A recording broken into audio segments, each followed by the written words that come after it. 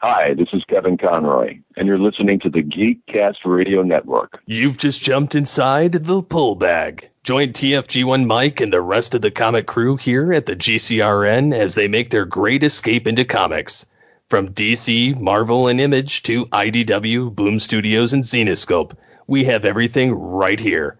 We cover things like Transformers, He-Man, superheroes, TMNT, and Radiant Black. Yeah, we have all that and so much more.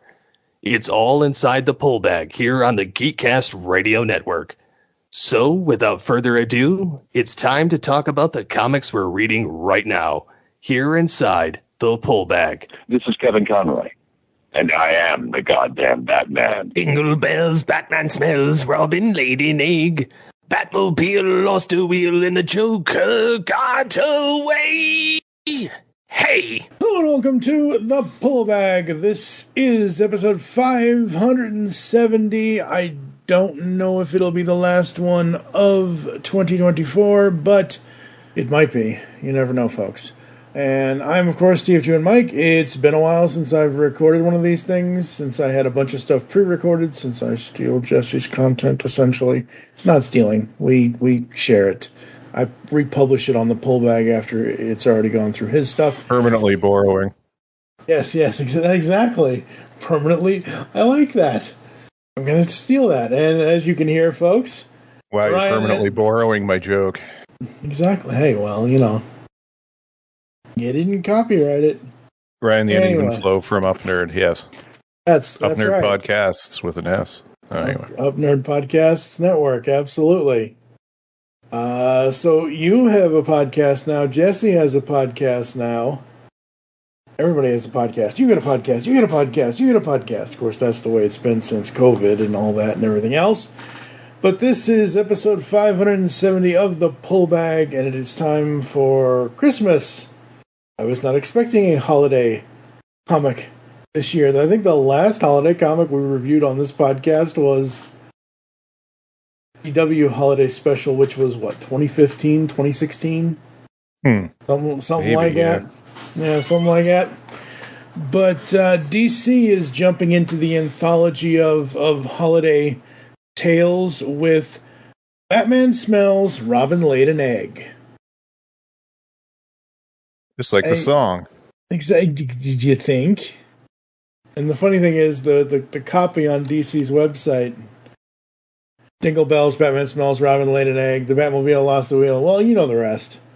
Mm-hmm. Read these 6 merry tales about characters from DCU set during the holiday season. Be enthralled by Dr. Midnight's literally silent night. Become captivated by Dead Man's story written by Marv Wolfman. And ponder the question, in a world without the Joker's torment, is it really a wonderful life? Probably not. Wait, it was 8 stories, not 6.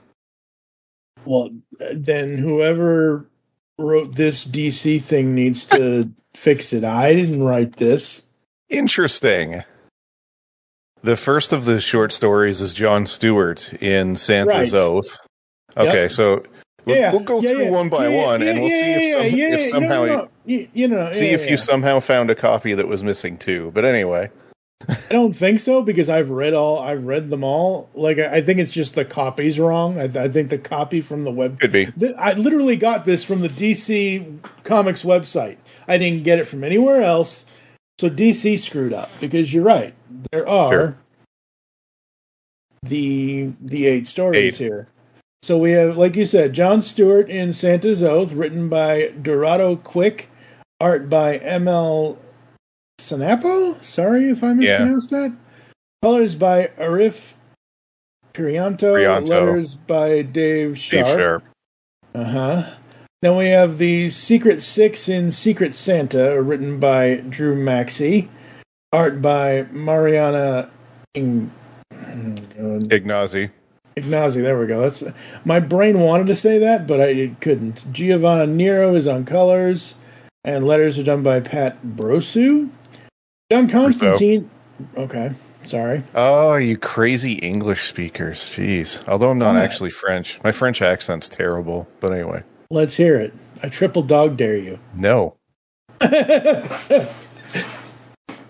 You're not supposed to refuse. On parle pas français sur le podcast. Anyway.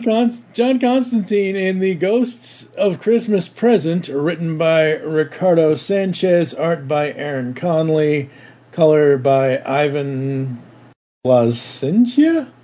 Sorry. Placencia. Okay, I just want to make sure. Letters by Steve Wands. Probably my favorite one, unfortunately, and not surprisingly, the Joker in It's a Criminal Life. So much better than the actual thing. Anyway, written by Alexis Quasarano, art and color by Marcial. I can't pronounce that. I'm sorry. Marcial Toledano Vargas. There you go. Letters by Carlos M. Mangual. Mm-hmm.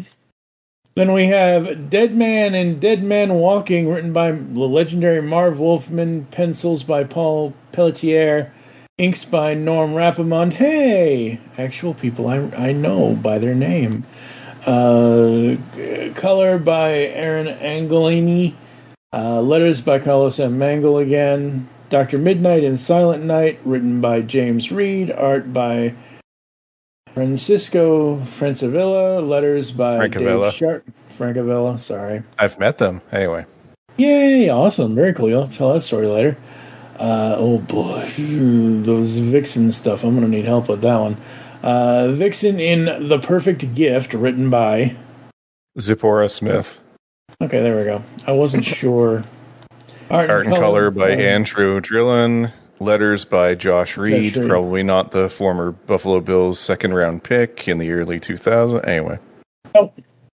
And then finally, Superman in Oh Glowy Night, written by Calvin Kesluki.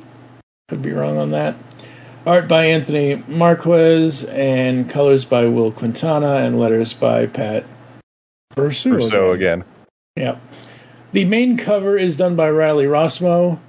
The variant covers, I don't actually have the variant covers in front of me, but they were done by... I didn't see them either. Yeah. Santa Fong, who I do not know who that is, actually. Mm-hmm. And then Lee Bermajo, who I think most people know who that is. Anyway. Mm-hmm. Absolutely. Famous for his covers and interiors on Joker and Luther. That was it. Probably his two most notable ones. Anyway. Absolutely. Before I mentioned this to you, had you seen this? Had you heard about this, that they were doing this? Nope. Okay. I don't know where I saw it. It was on some DC, either Facebook or Twitter or something. And I was like, ooh, really? Interesting. Very interesting. So the first one is the Green Lantern story. Yep, Santa's Oath. Yep. Which, Lantern comes across seemingly Mrs. Claus, but anyway. Yes. Being toy-jacked, I guess, by Toyman. Yeah, by Toyman. Toyman, who appears in two different books and gets captured in both of them, poor guy. It's a rough Christmas for him. Anyway. Yeah. And turns out she and Green Lantern end up teaming up. She has one of the Hope rings, and they team up, take Toyman down, and get the bag for the kiddies. Yep. I think duly noted cool. Here, I liked how they did the story with... So most of these have like some type of quote, heart, unquote. I really like how they did Jon Stewart's story, where he tells her, how come Santa never showed up for me? And she explains, like, oh, you needed somebody who was always there for you could believe in. And I don't know, it was just kind of sweet. Sort of the highlight of that story for me, anyway. Yeah, absolutely. The highlight in the writing for that was the whole, you needed your mom, you needed someone who could be with you all the time. So they put her in blue, and when I first saw the blue panel, I was like, with her all in her getup with the ring on, I was like, fairy godmother, where's Cinderella? That was my first thought. Yeah, that's the Hope panel. All the Lantern rings correspond to color, but for some reason, Hope is that kind of brightish blue usually. But it's just how she looks in the blue. It's not about the blue itself. It's about the get-up and the fact that again, it's not the end all. I feel like Hope should be orange. I don't know.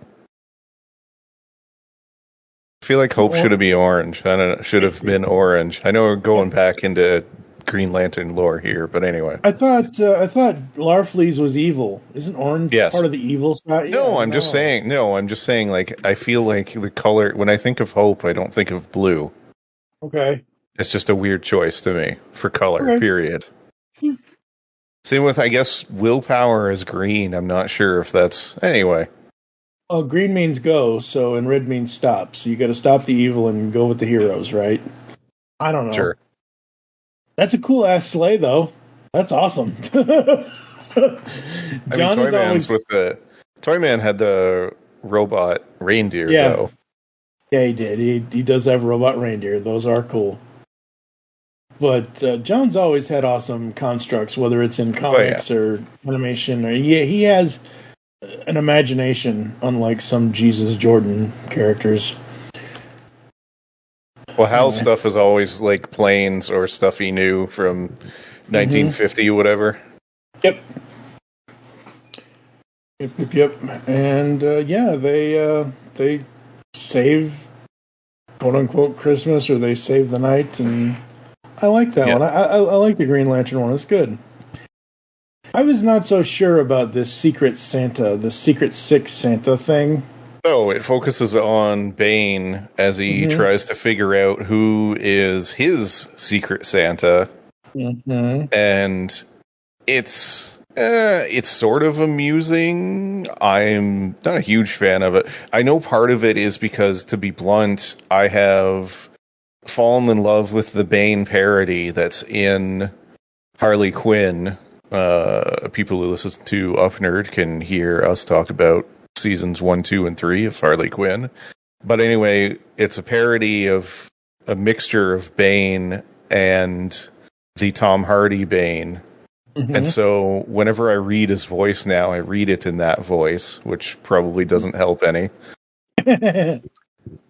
But overall, Also, to be fair, Secret Six, or at least this iteration of it, has some of, like, not great characters. I don't know. There's been a lot of different Secret Sixes and Suicide Squads and stuff, and I don't know. This is not the best lineup for them, but whatever. Anyway, it's a solid little story. He tries to figure it out and sort of questions each one of them, and he goes through his thoughts on each one. It's an amusing little story. And then he gets gifted... Spoiler alert, he gets gifted his bear from his time in prison. Yep.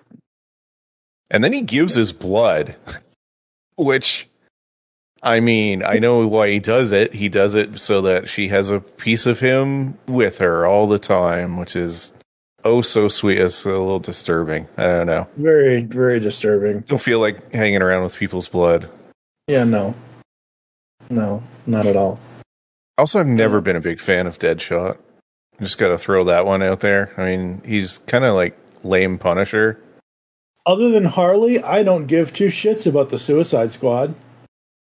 Well, this is Secret Six. I know this is secret. Well, you mentioned Deadshot, and Deadshot. Yeah, well, Deadshot's in the. Yeah, it's been in both, but yeah. Yeah, but like, because that's where I know him from mainly.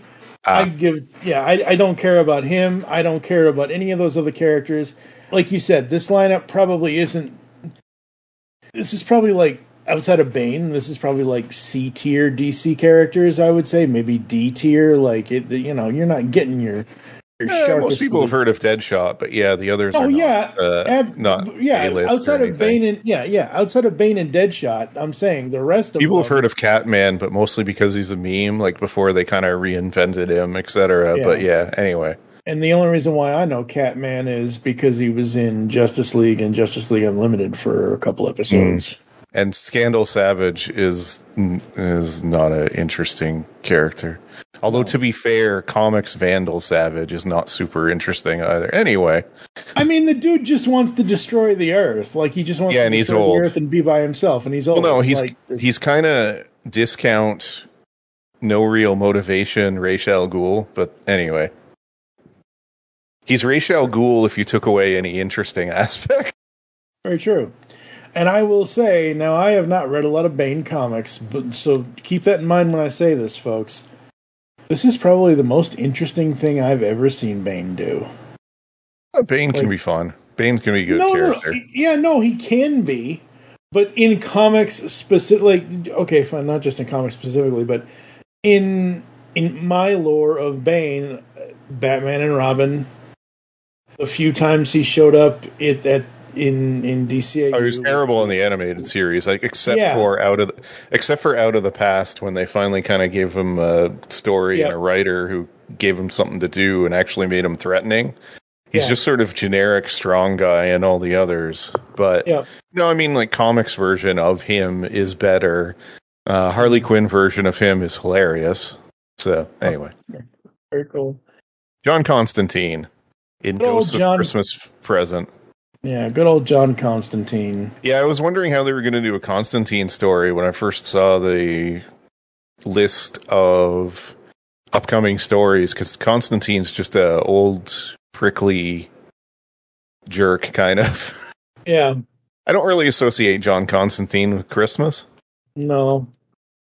So we were saying earlier about hearing voices. With Green Lantern, obviously I hear Phil Lamar because of Jon Stewart, because that's who he played in Justice League Unlimited. With this, I hear Matt Ryan because that's who was Constantine. The former quarterback from the Falcons? Wow. No. His name is Matt Ryan, right? The actor? I believe so, yes. Well, I have to double check. You talk about the story while I double check my facts here. No, it's just sort of Constantine, and he is to be visited by at least one ghost. It turns out it's his, and he gets kind of haunted, who his ghost / demon following him puts together pretty much the worst possible day for John. He gets, he throws up on himself. He gets, I don't know, it's a rough day. Ruin his nice Christmas sweater. Yep. It's an odd one. He's very British and very Constantine. I don't know. It's kind of fun, though. Yeah, it was very fun. I very much enjoyed it. And yes, I was correct. Matt Ryan. Real name, according to Wikipedia, Matthew Darren Evans. So, pseudonym. He's actually only a year younger than us. Wow, so maybe it was the quarterback. Oh, anyway. No, it wasn't the dang quarterback. Oh boy. But yeah, no, I like, for the little that I've seen of Constantine in the Berlantiverse or Arrowverse or whatever you want to call that, and then reading this, I'm like, oh, this is kind of cool and fun. He's mostly just a curmudgeon that fights demons. So. Yeah, pretty much. And he's very British. Yes, very British. And then we get It's a Criminal Life. Only the Joker could do this story.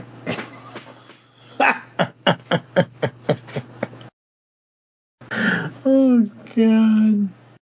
Fine. I don't know. I wasn't as big on this as you, apparently. This is, the Joker loses his will to go on when he's stopped by Robin, and Batman can't even be bothered to show up. So another Robin who he killed, which, by the way, that's a little interesting. Which Robin is that? Because Jason, he's not Jason. Dead. Yeah, but he's not dead. He's not dead now, but apparently he's not dead. I know he's not dead now, but in this fictional area of story, apparently he's dead. All right. Anyway, I don't know. I don't think these are, because these are anthologies. I don't think they're trying to tie all of this in. No, I mean, I knew it had to be Jason Todd, and you get the crowbar reference as well too. It was kind of funny to me reading it, because I'm like, well, technically you didn't actually manage to kill a Robin because he's back. So yeah, you didn't even manage that, Joker. Yeah. Anyway, the biggest, most overrated things in Batman lore. Martha's fucking pearls and that goddamn crowbar. They overuse that all the time. It's not here, though. I mean, the crowbar's here, but yeah, anyway. So he's haunted by Robin, who tries to show him that the world would be is a better place, with him and not without him, except he's wrong. The world is much better without him, and there's absolutely no crime. I appreciate that he brings crime back, and as soon as he drops the gun, Joe Chill shoots 2 people who just happen to be Bruce's parents anyway, which is just kind of funny. That's so wrong. Oh. And yeah, it helps Joker see that, no, he's needed. He needs to bring fun and entertainment to Gotham. And so he decides he wants to live. And Robin gets his wings, although he does get resurrected by the Lazarus Pit. And then they use Clayface to fake his body for a bit. And then, anyway. Oh, geez. I do wish I could have Mark Hamill say that last line, though. And if Steve was here, he would do it. I might actually have Steve do it if I can get him to do it before I edit this episode. Move over, Santa. Joker's coming to town. But yeah, it's fun. It's a cute spin on, It's something to do with the Joker that's not thoroughly out of character. So, I mean, it works. Yeah, it works very well. I have never been a Deadman fan. I don't I'm not a huge fan either. It's not a... So again, they find a way to use him, which is good, though. So in this story, there's a mine collapsed. All the miners are trapped inside. Deadman being non-corporeal, so he just inhabits people, for anyone not familiar with him. But he's non-corporeal when he's outside of inhabiting a person. But he's able to go between the outside of the mine and the inside of the mine, and he essentially grabs people and coordinates efforts so that the mine doesn't collapse. And randomly the children decide to wander out, which is a little odd. I don't know if I was taking care of the kids or something while the miners are working and then their mine collapses, I probably wouldn't just ferry all the children over. Maybe it was after 4:30 and the babysitters all decided to go home. And so they're like, well, I'm not staying tonight. I mean, I'm not getting paid for this, am I? So you just drag him to the mine. Like, here, stare at this. Your dad's somewhere under that. Anyway. But they sing carols and Deadman's able to free up enough rocks so they can breathe and then presumably get out at some point. He doesn't actually stay until they're completely free. It's very, very poor superhero work. You got to make sure the job's finished. Mm-hmm. Yes, you do. Absolutely. And then Dr. Midnight in Silent Night. I like this quite a bit, actually. So, I mean, the art does all the heavy lifting. It's very noir-ish. Dr. Midnight Dr. Midnight pursues a criminal. Turns out he's providing for his family at Christmas time. Things are pretty bad. Mm-hmm. The father who did the criminal activity, presumably some type of robbery, ends up getting shot. Dr. Midnight ends up saving his life. Yep. He also did it. I should mention, he also did it, and boy, this is timely. Anyway, he also did it because the daughter is very, very sick. And so it couldn't afford the bills for Christmas. So anyway, and it's Christmas time. So anyway, so he turned to a life of crime. He gets shot by the police. Dr. Midnight saves his life. Dude ends up going to prison. While he's headed to prison, though, Dr. Midnight, in his normal everyday persona, comes up with some type of cure or something for the daughter. And so when he gets out, finally, the father is ecstatic to see, and he's reunited with, his healthy family, and things are seemingly better. Yes. The only quibble I have with this one... Not enough CEOs get... anyway. No, stop it. Stop it. The only quibble I have with this one, and it's very much a nitpick. I do not like that owl at the end, because even though these are anthologies, I feel like every time DC puts an owl in anything, there's going to be a court somewhere. I mean, no. There were no owls for like decades before the Scott Snyder story. That's what I'm saying. That's what I'm saying. Now, well, since 2011, every time an owl shows up, I'm like, oh crap. We go. Also, like, owls are kind of like Dr. Midnight's thing. They always were. Anyway. Honestly, I think this is the first Dr. Midnight thing I've ever read, so maybe I need to do some research for next year, folks. Up next, we have Vixen in The Perfect Gift. I don't even know where to start with this. Vixen's trying to find a gift for Ben, and, like, yeah. I gotta be honest with you, the stakes have never been lower. Yeah, this is, yeah. The art is nice. The art looks cool, but the overall story plot is just like, okay, this could be a Hallmark commercial. Not even a Hallmark movie. Come on, Vixen, you don't know what he would want, you know. Yeah, you don't know what, really? Well, no, he's a dude. Just get him a new PlayStation game, or like, you know. So many choices. And then... I mean, I was cool on this one. I'm not super big on Vixen. God, I think I've only read maybe a couple of books that she's in. Yeah. Yeah. And even then, like, not as a starring character. I mean, my apologies for anyone who, you know, that's their favorite character, but I just haven't read a lot with her in it, unfortunately. So I mean, I'm not super attached with the character, sadly. Yeah, that's fine. I mean, that's also what anthologies are for. You know, it's like the old '90s soundtracks. There's going to be some songs you know, and then some songs nobody's ever by groups or that just nobody's ever heard of. So it happens. Yeah, could be different for everybody. Yep. And then we end with Oh Glowy Night. Speaking of characters I've never heard of, there's this Superman guy, and he Clark Bent. Yeah, he busts Toyman. This is, by the way, the animated Toyman, who's more of an actual toy. Yep. Which was interesting after we saw kind of the human form that he's usually drawn in the first story. Anywho, he busts Toyman and discovers that he's glowing, and the rest of the book is him visiting. Well, first guess is pretty good. Let's be honest, it's Luthor, but so he visits, enemies, he visits friends, he visits someone who is, I can't remember the name now, the character who basically like devours light. Anyway, he's looking for a Parasite. cure. Thank you. Jeez. I don't know why I spaced on that. He even visits Parasite, who's locked up, and like nobody can take this away. And of course, he discovers the source of it is Mr. Mizyez Pidlick. He just calls him Miz, which is fine with me. Yeah, good old Mixie. Yep. But anyway, we miss you. Yeah, this was fun. I liked the resolution, which was funny, which is he can turn it off, but he has to clap. But it also means anytime anybody claps, it just turns on again and pretty much blinds everybody.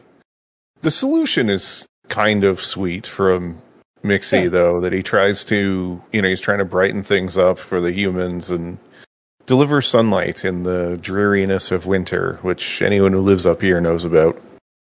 Yes, absolutely.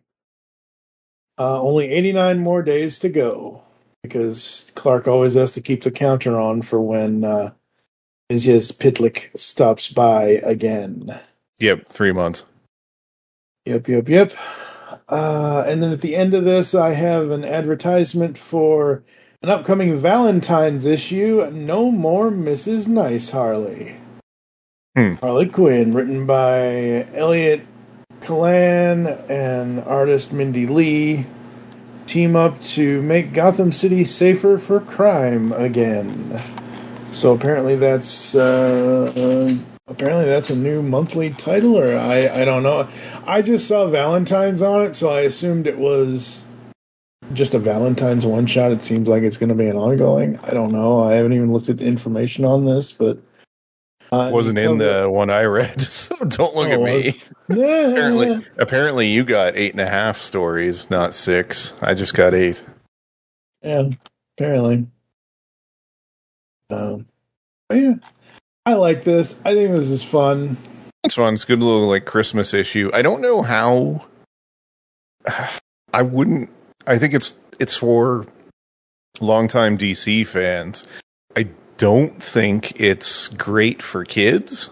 The Superman story maybe, but like, man, some of it. So I mean, no. This is not a kid's book. I mentioned the Dr. Midnight. I know. I'm just saying, like, a lot of the time though, you associate sort of holiday specials and that kind of thing with kids. You've got that, the Dr. Midnight story, the Joker story, obviously, Bane relating his time in prison and everything else, and just Constantine in general. Yeah. Yeah, I don't know what they were thinking with this. It's fine. Like I say, I think it's just sort of a fun thing for the DC hardcores. Oh, yeah, absolutely. And I think that's who it's for. Absolutely. I think if they wanted to do something like a Batman Smells, Robin Laid an Egg kids version, they could and they should if they wanted to. But yeah, I think it'd be more the animated style, like the final Superman short story here was. Yeah, absolutely. Thing about this, though, is if you have a comic, you got a comic that the title of it is Batman Smells, and there's no Batman in it. Like, I would have taken out, no disrespect to any of the creative team, no disrespect to Mr. Wolfman. Well, to be fair, he does appear in Vixen's story. And he does briefly appear in Joker's as well. Well, Bruce Wayne for one tiny panel. Right. But yeah. Yeah, tiny panel. So here's what I would have done with this. You take what we just discussed, have Batman be the not Jimmy Stewart, Jiminy Cricket. You have Batman be the narrator. You have Batman be the Gonzo. You have Batman have, like giving us little like thought bubbles between each story, like a little like bullet point at the beginning and end of each story with what Batman thought of the story or something. I'm not sure that's that much fun. Batman is famously not exactly a barrel of laughs. I don't know. I think it's fine. Batman doesn't need to be in every DC book. He's already in way too many. What are we up to now? How many are we up? No idea. Oh, really? Huh. Interesting. I have no idea either. Enjoyed this. I thought it was a fun little thing especially for me, for a lot of characters that I've never read or just don't read in general. Mm-hmm. Yeah. It was nice to have a little like. Again, this is probably everybody's biggest complaint. 90 plus years of comics, especially in DC's case. Where do you start? What kind of continuity? Yada, yada, yada, yada, yada. This is non-continuity, single stories, beginning, middle, end. And there you go. So it's fine. I like the anthology stuff. I kind of wish they would play with the format more often in most of the big companies, and just every once in a while just forget the continuity and just have like a one-off like this. Doesn't even if they were to do it just once in a while, not even have it sort of holiday themed or anything like that. It's fun whenever you get to kind of dump the continuity for a bit. Mm-hmm. Yep. So, as I am sitting here trying to Google to figure out how many Batman books are currently running, one of the results was, how many DC Batman comics are there? Batman has currently over 8,436. So are we going to get an issue 10,000 at some point? Probably. That was my first thought. Ryan, what are you currently reading for your comic book enjoyment? So stuff I enjoy? Oh, man. Well, I mean, I can think of one I'm leaving off. No, anyway. Transformers. It's okay. I don't know. Anyway. I don't know. I wasn't really prepped for this one. I mean, I'm still reading Monstrous every month it comes out. It continues to be fantastic. Obviously, like the heavy hitters like Saga, stuff like that. For individual ones, I don't know. This has been a really good year for indie comics. I've read stuff like In Utero and Singularity and stuff like that. I recently started reading Something is Killing the Children, which I'm 4 trades into now, getting caught up on that. Been enjoying it, from James Tynion. Absolute Batman is quite good and different. Been enjoying that, from DC, obviously. Marvel stuff, I don't know. Fall of X was not great. That was the end of the Krakoa era. The relaunch stuff has been okay, but I don't know. Not in love with it so far. Well, that's good, because if you're not in love with it, we're not covering it. We covered House and Power of X, but if you're telling me that it's not good, then... Well, I mean, this is the post-Krakoa era. This is From the Ashes, the new sort of relaunch of it. And I mean, it's fine. It's just, I don't know, it's hurt by the fact that fall just sort of happened very rapidly, and they kind of skipped over stuff. Anyway, it's fine, though. There's other stuff I'm sure I'm not thinking of. Oh, the Ultimate series. Oh, God, how could I leave that out? All of the Ultimate books, surprisingly, have been fantastic, unlike their predecessors, except for the old Ultimate Spider-Man was really, really good. The current Ultimate Spider-Man is somehow actually better, and then the rest of the stuff, like Ultimates and Ultimate X-Men, is a fair amount better, although partially because the old books have not aged well. Mark Millar. Why? Anyway. The Mark Millar challenge: write one book without either incest or terribly dated gay jokes. Oh, no. Which he cannot do. No, I mean like the old Ultimate books. They were filled with that anyway. Oh, boy. What would you rate Batman Smells Robin Laid an Egg 0 to 5? Oh, right. I was going to do it out of 10. Well, that doesn't work. I'll give it a 4. Yeah. 3.75 or 4. Yeah, I'm right at a 3.5, pretty much. I liked it. I enjoyed it. I hope that they do something like it. Like, I don't know if this is the start of a new anthology series that they're going to do once a year, every year for Christmas. I don't know if they're going to start this anthology. Like, they can't call it Batman Smells Robin Laid an Egg for Valentine's Day or April Fool's or Flag Day or anything, but here's hoping they do something with this next year, because I would be interested to see other holiday stories with various DC characters.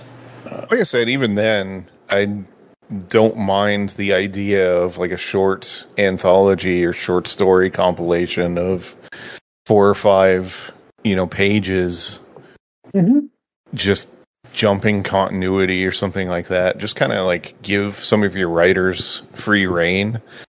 It's one of the negatives. You always talk about that you like to read series from their beginning. Yep.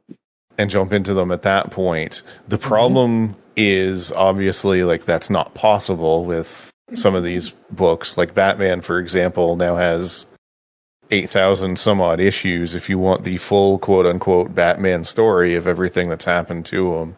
Yeah. But I mean, imagine being a writer and you got to try to come up with something different that somebody hasn't done before. And B, you have to try to keep in mind at least the major events that he has experienced. Yeah. Like if you, in your book, you write that he broke his back or something like that, and you forget to mention like, gee, this happened to me before or something like that. People are going to get real mad.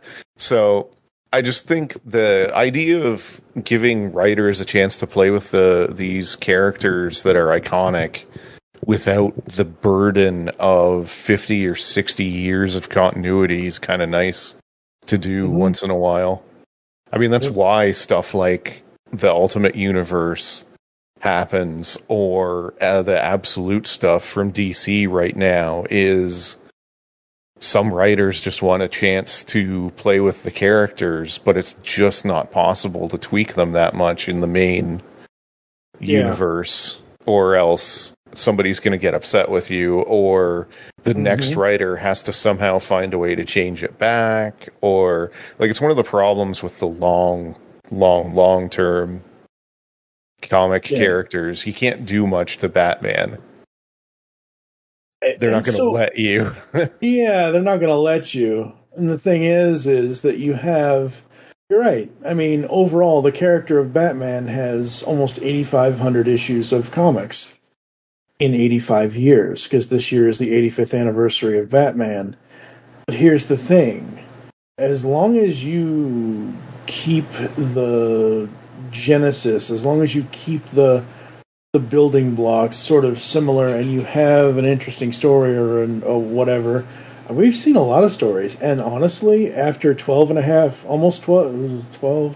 years of this podcast, I know everyone was all up in arms about the New 52 erasing the continuity of the last 75 years of the time, or 70 years of the time, whatever it was back in 2011. And it's like, at this point in 2024, I'm like, every piece, like every story, it's sectionalized for me personally. Like, New 52 is its own thing. The DC Rebirth, I don't know if they're still doing the DC Rebirth, or if they did with Dawn of DC, if they changed it other than Rebirth or whatever, but like, we've seen like DC reboot their universe 3 or 4 different times since New 52. I think the issue was New 52, though, took over the existing universe. At least that was the concept before they eventually kind of went back. And that's fine, but I think that's why something like Absolute or Ultimate is probably going to be a little more accepted, because it doesn't change the main universe. If people want to keep reading the X-Men with Cyclops and Logan and stuff like that, it still exists. But if you want a different story or different origin to them, here's this other series that exists, and now there's 2 sets of Ultimate X-Men, and there have been, other like alternate universe ones. But I think that's the issue, is that if you have one just sort of overwrite the other, that's why it can be really hard to do legacy characters, which is a whole other can of worms. But it is. It can be done, nobody cared about the original Captain Marvel, so years after he dies, Miss Marvel rises to Carol Danvers, and then you get a new Miss Marvel, and the 2 characters exist. You had the opportunity for Carol to become different and change, which, by the way, was one of my issues with New 52, because I was ecstatic to see Dick Grayson be I thought that was an interesting series of stories, was Dick Grayson as Batman and stepping out of the shadow, and then they immediately tried to course correct and wanted to bring it back, which, I mean, to be fair, I loved New 52 from Scott Snyder, which was probably, like, Snyder's New 52 stuff was probably the best out of all the series, and it's the one that's had the most lasting impact, because, I mean, you mentioned Court of Owls. Well, that's where they came from. But I will argue Gail Simone's Batgirl and Kyle Higgins' Nightwing, but they are all 3 of them, between Scott Snyder, Gail Simone, and Kyle Higgins. All 3 of those series for New 52 are top tier. Yeah, those are fair, and that's good mentions too. No, that's true. But I think it was just the overwriting, which, I mean, it annoyed me. But I mean, when I finally sat down and stopped being a whiny jackass, and read Snyder's Batman. I was like, oh, it's really good. So yeah, it was very, very good and very, very fun. And we have, I think, covered all of Snyder's Batman, at least all of the original run on the podcast. I think we have. I think you did that with me. I forget who did that with me. It was probably you. I don't know. We did some of it. I remember that. Yeah. I know Steve started it with me because the whole reason why I even started the pull bag was Steve showed me the cover to issue 13 with the Joker's face on it, because that was the start of Death of the Family. And I'm like, I hear Mark Hamill in that picture. Let me go to the comic shop now. And then, started the pull bag, and 13 years later, here we are. Mm-hmm. All right. Anything else you want to say about Batman Smells, Robin Laid an Egg, or anything else before I send it to a quick... No, we kind of went off topic, but yeah. It's okay. It's solid and enjoyable. I'll be quiet now. That's not what... Oh, my God. You don't have to be... I was asking if you had anything else. I think I'm good. I think we covered it, and like I said, it went off, so that's fine. All right, folks, we're going to go to a quick ad break and hear some ads and some other stuff, like the fine ad I received from some sort of Canadian network called Up Nerd Podcasts. So you'll hear that and some other stuff right after this.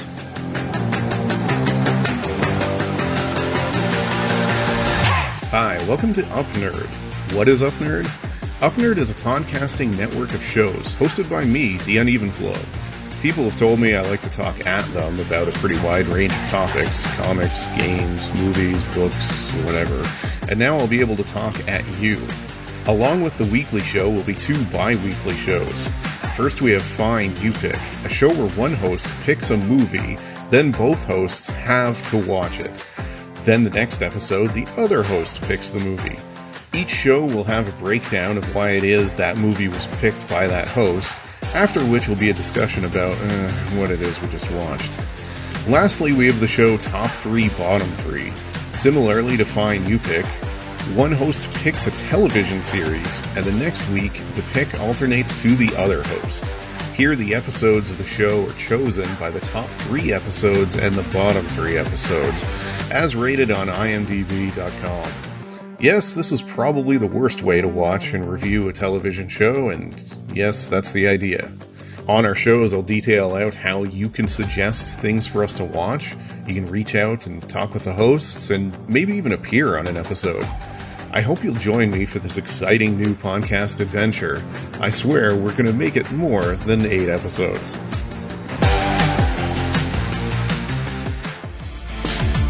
Are you missing entertainment in your life? Welcome to Captain Ruggles Gaming. Whether it's guides, roleplay content, or our shenanigans with our collaborations with the 20 years standing strong Fart Clan, also known as Fast Action Response Team, or the Wrecking Crew, we have something for everyone. So join us when we traverse the cosmos of space games, survive the undead in zombie games, or just having fun in first-person shooters or random indie games. Visit us now at geekcastradio.com and youtube.com/@Captain Ruggles, or Google search Captain Ruggles Gaming. It's game time, and I'll see you out on the battlefield.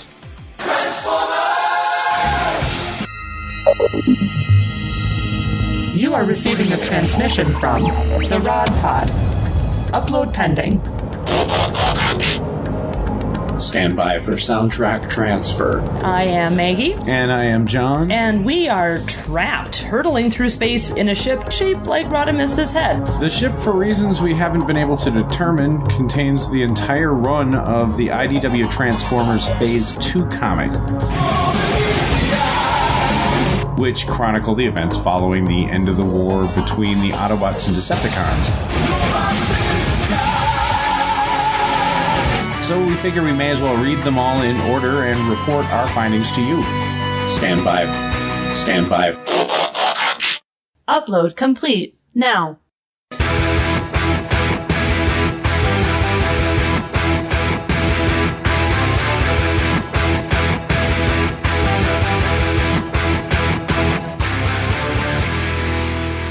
The Rod Pod, Look for us at marriedwcomics.libsyn.com, at iTunes, at Stitcher, or wherever good podcasts can be found.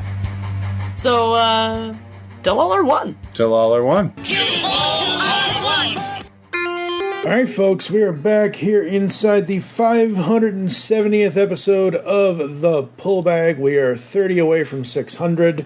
It quite literally is the longest running podcast on the Geekcast Radio Network as far as overall numbered episodes.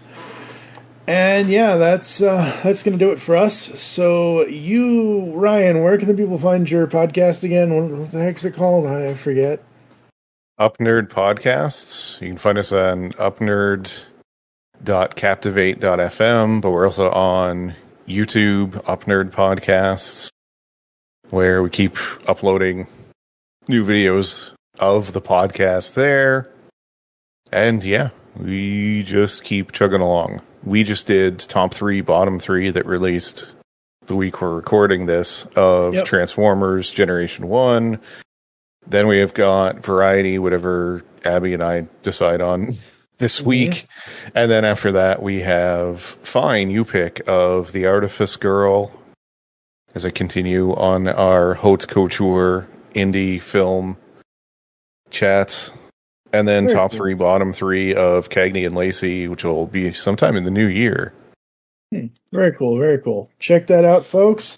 It's very, very fun, very, very interesting, and awesome as always. So thank you for joining us here inside the Pull Bag. If you'd like to get in contact with us or leave feedback for the show, there are several ways to do so. Visit the website geekcastradio.com, where you can listen to and comment on all of our content.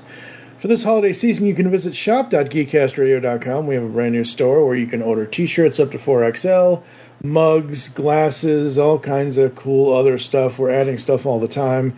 I still got to have Steve add that winter beanie. He's busy, though, but I'll remind him to do that.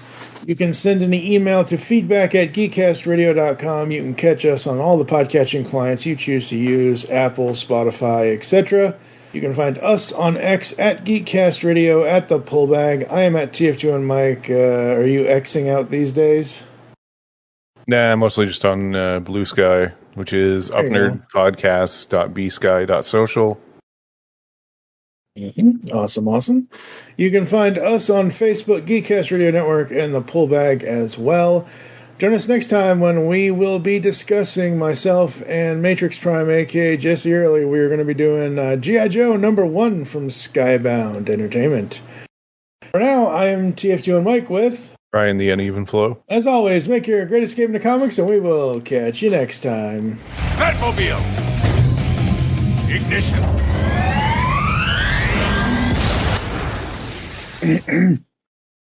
And the sad thing is, when she does her transformation, they put her in blue. Edit point.